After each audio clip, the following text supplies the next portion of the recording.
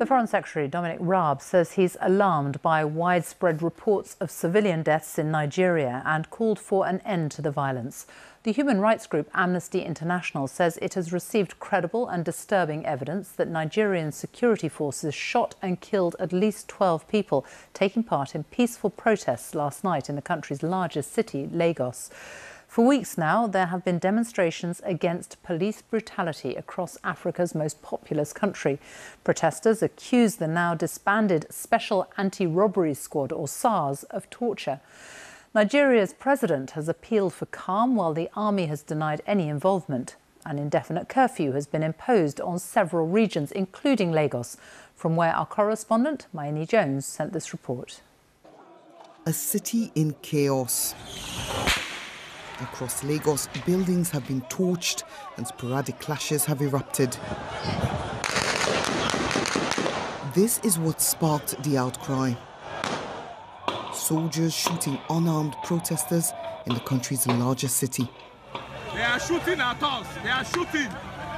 This is a protest that was born on social media. These are the bullets that were falling by our side. More than half of the country is under 24. Last night's events were broadcast online, and the EndSARS hashtag has galvanized support. Protesters gathered in Lekki, a wealthy suburb of Lagos, to protest police brutality. They came out in defiance of a round-the-clock curfew imposed by the state governor after previous protests had turned violent. Tuesday's protest reportedly started out relatively peaceful, until men in green uniforms were seen setting up barriers surrounding the area, and eyewitnesses saw CCTV cameras and nearby lighting being disabled. Shortly afterwards, just before 7 p.m, the shooting started. Chaos ensued. People outside the toll gates started running for cover. Everyone sit down, sit down, sit down. Live rounds rang out. Lord Jesus. A DV news crew who were on the scene were forced to take shelter next to their vehicle.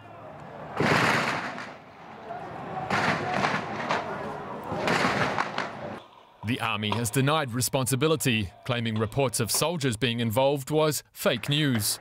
But footage of the shooting quickly made it to social media. The videos you just watched are not snippets from a movie. They are real. They happened from the 8th to the 20th of October 2020. In this episode, we examine 5 lessons that can be learned from the hashtag EndSARS protests. But first, if you're not familiar with the happenings in Nigeria, SARS, S-A-R-S, which stands for Special Anti-Robbery Squad, is different from the Severe Acute Respiratory Syndrome, SARS, in terms of structure. But both are similar in many ways. Like a virus, both are lethal, they do not think, and they do not respect human lives. The main responsibility of the Nigerian SARS is implied in its name, Special Anti-Robbery Squad, meaning they have been tasked to counter armed robberies. Simple. But like a virus, these Nigerian SARS officers have metamorphosed into being a deadly security unit. Here are some excerpts of their atrocities.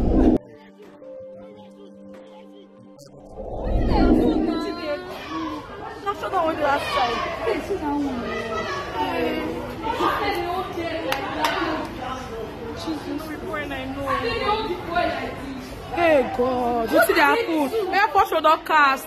Airport should not cast. Oh God.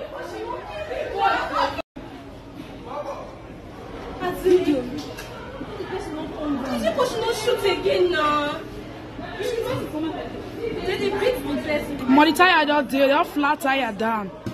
They break this screw. Mad. Hey, the guy, hey, God, Lord, please help this guy. See the other come out, oh. Jesus. There are many videos like that, but because of time, we cannot show all of them. Let's go straight into the lessons that can be learned from the hashtag EndSARS protests. Here's the first lesson that we can learn. Nigerian youths have finally come of age.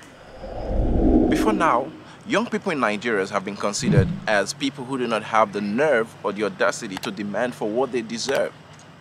As a result, the political class has weaponized this notion and used it to their advantage because they believe that the youths are too weak to stand for their rights. Here is what the President, Muhammadu Buhari, said about Nigerian youths in 2018 in London. Take a listen. So, Mr. Buhari, I wish to know your own stakes now that 44 countries have commissioned to the free trade area without Nigeria. What are your expectations and what is your vision for a common market on the continent? Thank you. And then the economy. We have a very young population. Our population is estimated conservatively to be 180 million. This is a conservative one. More than 60% of the population is below the age of 30. A lot of them haven't been to school, and they are claiming, that Nigeria has been an oil-producing country. Therefore, they should sit and do nothing and get housing, healthcare, education free. The president claims that most Nigerian youths have not been to school. They sit around and do nothing, and they want everything for free. Really?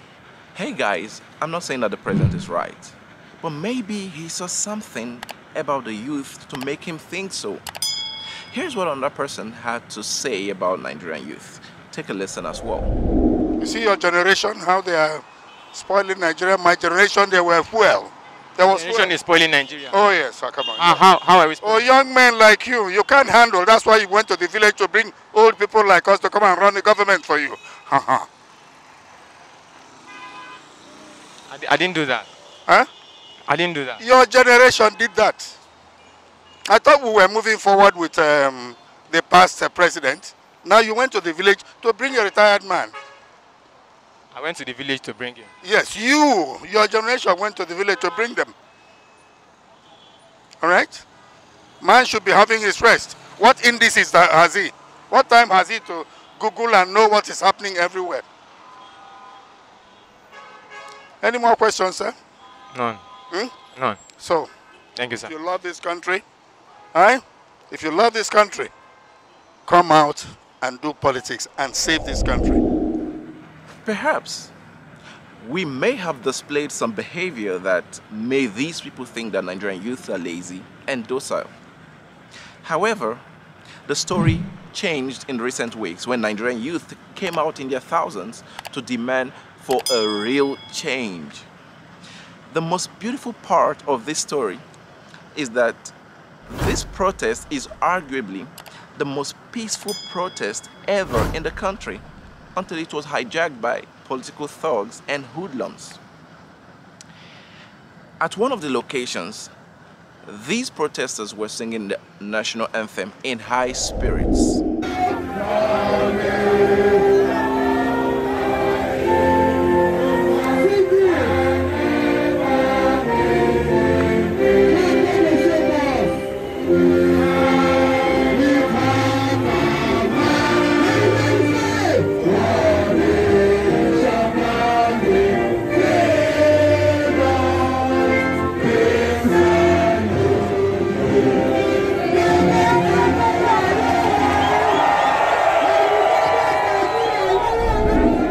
Over a week, young Nigerians embarked on the most coordinated protest ever.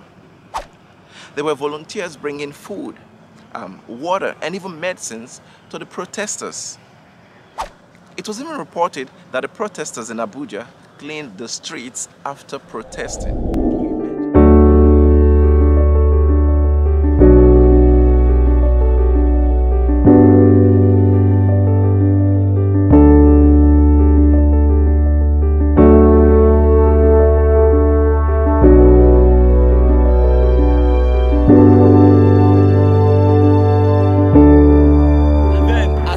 The protests, another movement inside the SARS was formed, that is the NLM, no later movements, that is, since we are having a peaceful protest here, we want a protest after we're done, we wouldn't leave the street littered. So that's why we organize ourselves to make sure we leave the streets clean. Imagine.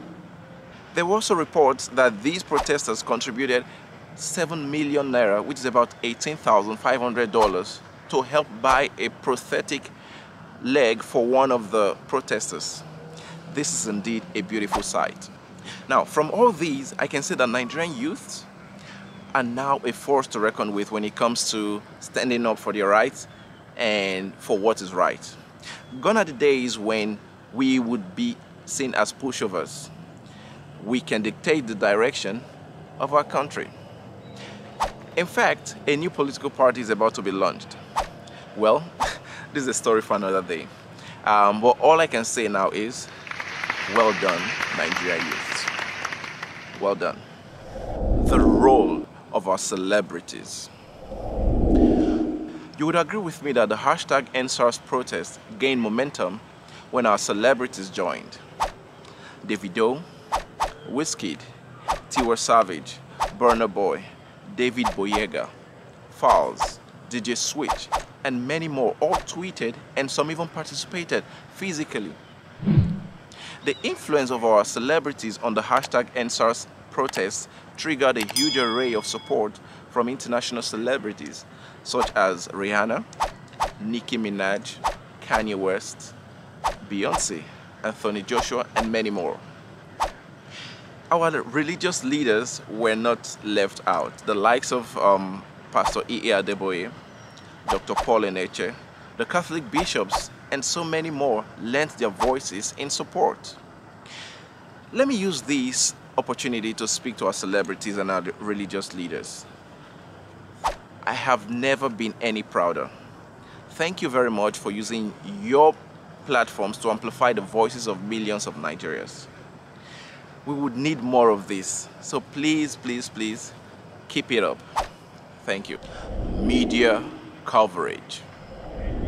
When the hashtag #EndSARS protest started, the international media did not cover it as they would if the protest had happened in Europe or North America or even Australia.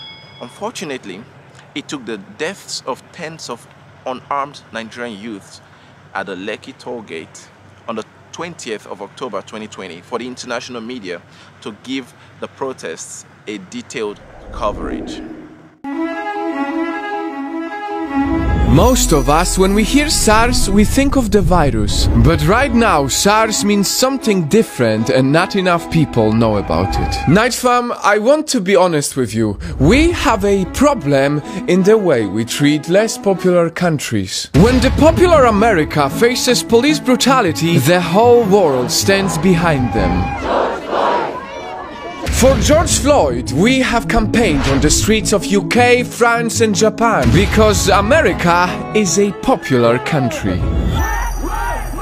But #EndSARS protests that most of us have not heard of because they come from the unpopular Nigeria where Black Lives Matter, but less. I think there is a big lesson for us in Nigeria and Africa at large. We are always quick to jump into popular hashtags from other countries without really focusing on the issues that affect us. We must understand that only us can build our country and our continent. No American or European will build Nigeria or Africa, but us. So let us focus more on the issues that affect us than what is going on outside. I think this should be a lesson for us. The role of social media. Since most of the world's biggest news channels took a long time to show the world what has been going on since the hashtag #EndSARS protest started, Nigerians took to social media to share their videos, pictures, and even stories detailing every stage of the protests. Using Twitter and WhatsApp, young people, both in Nigeria and diaspora, mobilized themselves to stage waves of protests all over the world. Twitter unveiled an emoji for the protests. Twitter CEO Jack Dorsey even went further to solicit for donations via Bitcoin to support the hashtag #EndSARS protests. Unfortunately, Instagram and Facebook flagged most of the hashtag #EndSARS pictures and videos posted on their platforms as false information. However, they later apologized after Nigerians began to complain about it. You all will agree with me that without social media, we may not have known about most of the things that transpired. Just before young people were massacred at the Lekki toll gate on the 9th of the 20th of October 2020, the CCTV cameras were removed. Although the governor of Lagos State, Babajide Sanwo-Olu, revealed that what was removed were the laser cameras and not the CCTV cameras. Dear Governor, if the CCTV cameras were not removed, we would like you to make the videos captured by the cameras public. Thank you in advance. Eshegon. The pictures and videos uploaded on various social media platforms served as evidence detailing the atrocities of SARS officials, the soldiers, hoodlums, and other related developments. The Nigerian army dismissed reports that soldiers killed the protesters at the Lekki toll gate on that fateful night. But since the videos and the pictures that we saw on social media have been dismissed by the Nigerian army, we would like the CCTV footage of what transpired at the toll gate to be released. Meanwhile, let us continue to harness the power of social media as we strive to liberate our country. Our politicians are greedy, insensitive, and callous. After 60 years of independence, Nigeria is far behind many countries that got their independence within the same period as her. Interestingly, our previous episode titled Nigeria at 60, What Next? Has some engaging details. Here is the link to the episode. Please make a time to watch it. Now, let's put this into perspective. Nigeria's president, Muhammadu Buhari, was 33 years old when he was appointed a military governor in 1975. Today, the youngest person in his cabinet is 45 years old Sadiya Umar Farouk, Minister of Humanitarian Affairs, Disaster Management and Social Development. The government's insensitivity to Nigeria's religious and ethnic diversity can be seen in the lopsided appointments made by the president, where most of his appointees come from a particular region, religion, and ethnic group. To make matters worse, most of them have underperformed from the economic sector to the security sector. But in 2014, then General Muhammadu Buhari, as the presidential aspirant, along with other politicians, lured millions of Nigerians to protest against former President Goodluck Jonathan-led federal government. That protest was tagged Salvation Rally. No soldiers shot at anyone before, during, and after the protests. Furthermore, Nigeria is awash with the greediest sets of politicians you can ever find. In 2018, Nigeria overtook India as the world's poverty capital. This means that more than 100 million Nigerians live below $2 per day, yet our politicians earn one of the highest salaries and allowances in the world. According to Channels TV, a Nigerian senator earns about 30 million naira per month, which is about $80,000. Imagine our senators are paid hardship allowance, recess allowance, and even leave allowance. Yet, the government still struggles to pay its workers a low minimum wage of 30,000 naira, which is about $80 per month. Let us do the math. Since we have 109 senators that receive 30 million naira each, at the end of the month, our senators receive 3.2 billion naira, about $8.6 million. In 1 year, our senators receive almost 40 billion naira, which is about $103 million in 1 year. Meanwhile, the combined 2021 national budgets recently submitted by President Buhari for the Universal Basic Education Commission, UBEC, and the Basic Healthcare Provision Fund is about 42 billion for 200 million Nigerians, while 109 senators earn 40 billion naira in 1 year. Nigerian politicians, I beg, make una fear God. To a good Chineke. Biko, fear God. We have only examined the salaries and allowances of senators. Now imagine the allowances and salaries of governors and their deputies, state and federal honorable members, ministers and commissioners, as well as their personal assistants. Imagine.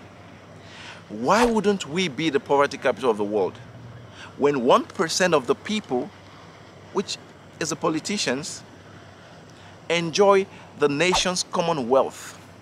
So when you see the youths protesting, they're not just protesting against SARS, they're protesting against corruption, greed, and insensitivity among our political elites. This is sad. And here's what I think. I think that the hashtag #EndSARS protests are not just mere protests. I see these protests as a movement that can push Nigeria in the right path. A movement that will create a new Nigeria for us all. A movement that can trigger the potential of the African continent to be maximized, because if Nigeria can get it right, Africa may also get it right. Together, we will build a better Nigeria and Africa at large. And as a matter of fact, I'm counting on you. See you. Hey guys, thank you for watching this episode of As a Matter of Fact. Please subscribe to our channel, like and share this video. Leave your comments below, we'd love to hear from you. So please subscribe and watch out for the next episode. As a matter of fact, I'm counting on you.